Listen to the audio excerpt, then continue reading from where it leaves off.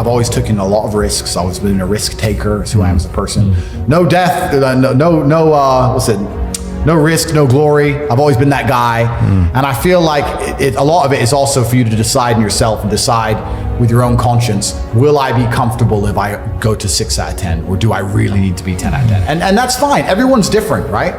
But yeah, I think you should set the goal that you're truthfully prepared to live that lifestyle of. Everyone can be a better version of themselves. Well, everyone can be a better version of themselves completely, and it's down to the 3 things I said earlier: stupid, lazy, arrogant. I think most people are just too arrogant to learn. And I'll give you an example of it. I'll give you an example of why people are too arrogant to learn. Let's forget about selling products. On my website, cobratate.com, I have an email list. It's completely and utterly free. I am a billionaire. I'm sitting here telling people how to make money. Anyone who's listening to this is watching, and they obviously find me entertaining. They find you entertaining. They understand we're knowledgeable. I will tell you how to make money, and I will give you knowledge and advice via email for free each day. There are people who will sit and watch this knowing that and still not sign up. Explain that to me. They're like, how could you sit and go, this guy's smart, he's entertaining, he knows things, he has a free email list. I am too lazy to type in or arrogant to sign up for free. It takes 6 seconds and they still won't do it. Of the 1 million people who watch this, half of them will sign up and half of them won't. And the half that don't will still be like, I'll get rich one day. No, you fucking won't. You're a dumbass. So if a man isn't rich, can they be deemed as successful? Completely. You have to decide. Yeah, it depends. There are people who are dedicated to surfing and they live in a tent in Bali and they surf every day. And love every minute of it. And they smile. That's fantastic.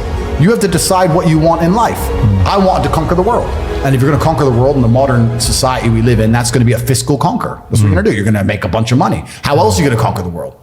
That's what I wanted. You have to decide what you want. And it's different folks for different strokes, and it takes a lot of different kind of people to make the world go round.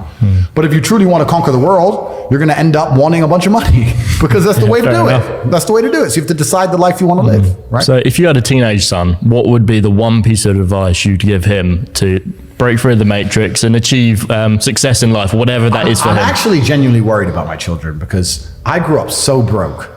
And they're going to be so fucking rich. It is a worry, isn't it? It's a worry because you're a different man when you have no safety net. You're a different man when you have to pull it off. No, I need to. No, I literally have to pull this off. I have to roll the dice. Most men don't understand what it feels like to roll a dice and you have to get a 6. They go, what do you mean you have to? No, I have to get a 6. Yeah. Oh, but what if you don't? No, I have to get a 6. You're not understanding me. So that's extremely character building. And for that reason, I'm going to make sure that my children, another thing that comes with it, I took a bunch of risks that I would never be comfortable with my children taking, because this is the problem. You go soft, right? Yes. I was riding around on a motorcycle with no insurance, running from the cops. And I could have been splattered on the road. And I would never want my son to do that. But at the same time, I want him to be like me. So it's difficult. It's hard. He can't go through the same lessons that you went through. Correct. And I think that's why you didn't give me everything. Yeah, it's very difficult. Yeah, Curtis has basically earned his way in life. He's done very, very well. But I wouldn't just give him everything. Absolutely not. Even down to a loan when he started his business, he needed a laptop. I said, well, you got to go and earn that money to buy that laptop. Well, he went to his nan, managed to get a loan off his nan, and I paid that back. But that's different. He's got it as a loan. He hasn't been given a handout, you know. And you need that, and you need that for a variety of reasons. One, because you won't be satisfied with yourself. If you're given a bunch of money, you're never going to be happy with money. That's the first thing. And two, there's so many lessons that come along the way with business that you can't just skip, right? So I know exactly what you mean. But as for my teenage son, I'm gonna try very hard to. He's gonna have problems he needs to solve. And I think if you're a young man, even if you're not my child, if you're just any man who's out there in the world today, you need to look at some problems that need solving, either for yourself or for society, and find a way to fix them. And I think that you should just adopt some problems and try and fix them. It doesn't matter what it is. You can just try and fix the litter in your area, or you can try and get a 6-pack, or whatever you want. Men are builders.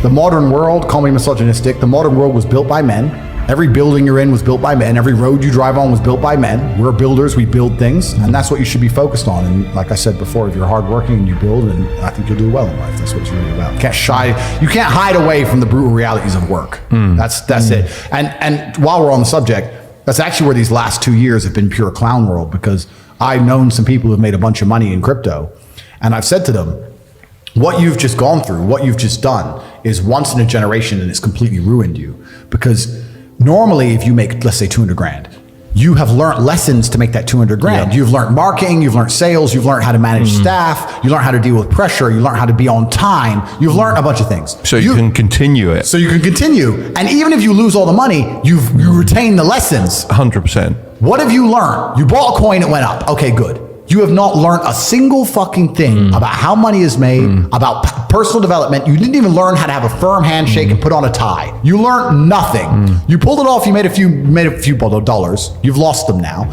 And now the worst thing about it is you think you're too good for work. You think you're so smart now. Yeah. Oh, I made it. This is the next one. You got lucky. Now you think you're too good to actually get up and grind. You think you're just going to pull it off again, another lottery win. And you don't think you have to work very hard. And guess what's going to happen to you? You're going to end up fucking broke because that's not the reality of the world. That clown world shit is over. All that shit is over. We're about to get into harder times than ever. If you're sitting at home and you made a bit of money with crypto and you think, don't worry, it's going to go up again soon. You're just praying for some external force. That's not self-accountability. Sitting and watching the Bitcoin price, waiting for it to go up so you have money is not self-accountability. That's prayer. You might as well just do the lottery numbers. All these people who made money in this clown world, a lot of them haven't learned any lessons about the reality of Earth, and it's about to get a lot harder. Inside of my school, The Real World, we have an entire subject on attention and focus because a lot of kids, especially young kids now, can't even pay attention. We have to teach them from the beginning how to watch the lessons because they're too long and they can't focus. It's crazy. It's like picking up your phone all the time. Like even some of the people that work for us, you know, I want them to be focusing on their job and they're always on their phone. It's not Kai. It's a lot of other people. I know. But yeah, they're always on their phone. It's breaking their attention and they don't realize it's not the time just on their phone. It's like taking them out from it and then back into it. It takes you a bit of time to get into it. Completely. People can't even focus anymore. Yeah. And so inside the school, in the real world, we have to teach people how to focus again. So like these last few years have been complete clown world. And I think we're about to hit very, very difficult times. But in hard times, the people who are good at the game get very rich. Well, we interviewed Tom Hartley very recently, the supercar dealer, and he made his money from 11 years old to 17, lost $1 million at that point, went back to broke. But the words he said were, I learned all those lessons, I can get there again. Completely. And that is a really important lesson. And he didn't lose it from being silly. He lost it due to a technicality as well, which was a thing. No, but this is the thing, and I truly believe, like, this is where we go back into me saying all my income is disposable. I can never be poor. My skill set, the people I know, my phone book, my reliability, my reputation, you could take all of my money today. I'll be a millionaire again in 2 weeks. I can call people and say, lend me 10 mil. Oh, that's Tate. He'll give it back. I can call people. I know people. I have a place I can go. I'm good at speaking. Like once you have those lessons and once you have that network and once you have those things built, you can't go broke. You really can't. You get to a point of life where the only way you could go broke is if you become a drug addict or something ridiculous. But yeah, so the lessons are very, very important. Yeah. I want to make it clear because these last few years, people skipped all of them. Even if they have a little bit of money, they have none of the lessons and they're going to suffer. The universe will teach them a lesson. Forget the bad things, remember the lesson. That's what I always say. Absolutely. I think your friends and your circle is a good way to make sure you're learning those lessons. They can get onto you and say, look, you're making the same mistake again and again. How do you build your circle? I'm ruthless. I am ruthless. I'm ruthless. You wouldn't be any other way, would you? No, but I don't have time for brokies. I don't have time for sad people. I don't have time for unlucky people. I don't have time for someone who's complaining. I don't have time for negativity. I don't have time. I'm so ruthless. If I knew a dude who always had a cold, I wouldn't talk to him anymore. You're too sick. I don't like it. My circle is winners. Everyone around me is a winner. No matter what bad happens in our lives, we win. And it's amazing to me that people understand that you are the sum of the 5 people you spend most time with. 100%. But then they don't curate their circle. No. They'll go, yeah, I understand that part. And then they'll still hang around with a bunch of fucking losers. The problem is, it has to be a value exchange. You can't be a loser hanging around with winners because winners don't want to hang around with you. You need to find a way to provide value and work your way up. But as you progress through life, there's going to have to be people you cut off because they're just holding on to your coattails, slowing you down. And no matter how many times you give them a chance, they don't want to fucking progress. And that's their decision. That's fine. You don't have to feel guilty about that. You have to climb to the top of the mountain. We covered it on a short recently, and we got quite a lot of hate on that, didn't we? The fact that we've had, through my life, I've had to cut people out. And I don't want to cut them out. It's just I'll be dragged back and I can't gradually move up on the levels. Because they're holding on to the person you used to be, and they expect you to be that person. They go, you've changed. Headlines, yes, I have. Why haven't you? Completely. And life is a value exchange. Every friendship, every relationship, every business relationship, there has to be an exchange of value. If as you progress through life, if people stay in the same place, you're only giving value and you're not receiving any value back. And you have to be ruthless about those things. Like, I have a very curated circle, and everybody in my circle is extremely useful, and we're extremely successful. And it's a very motivating thing.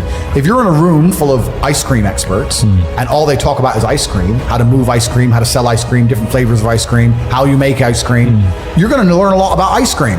If you're in a room full of people who are billionaires, and guess what they're talking about? Money. And guess what you're going to learn about? Money.